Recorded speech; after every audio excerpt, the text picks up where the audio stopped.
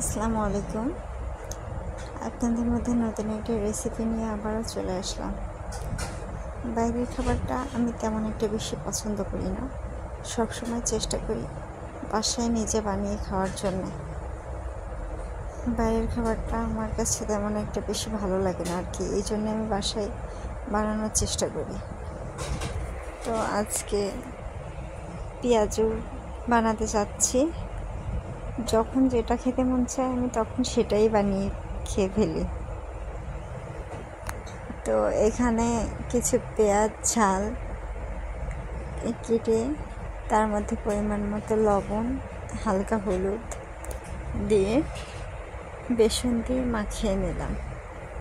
বেসনটা এভাবে মাখতে হবে, একসাথে পুরো পানি দেওয়া যাবে না, ঠিক আছে?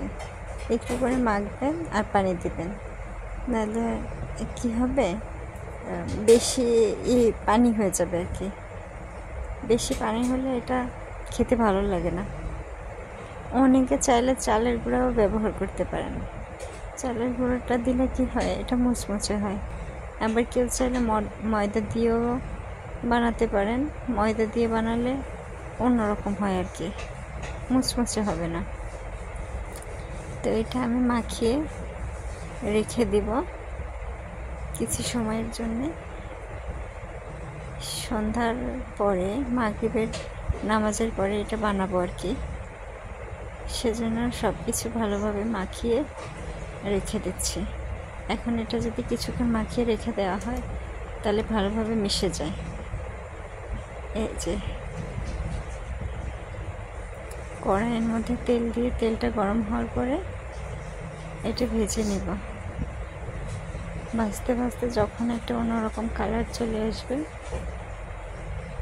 যে যেমন কালার পছন্দ করেন আর কি, সে সেইভাবে ভেজে নামিয়ে নেবেন। আমি একটু বেশি কড়া করে ভাজি যে কোনো কিছুই, এই জন্য একটু কড়া করে ভেজে আমি নামিয়ে নেব।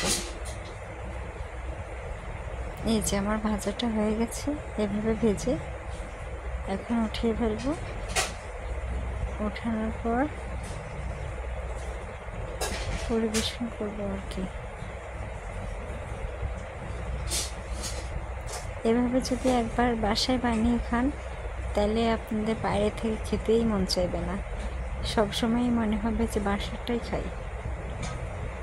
আর বাইরের খাবারে অনেক রকম ধুলাবালি পড়তে পারে, অনেক কিছুই থাকে আর কি, এই জন্যে বাসায় বানানোটাই ভালো।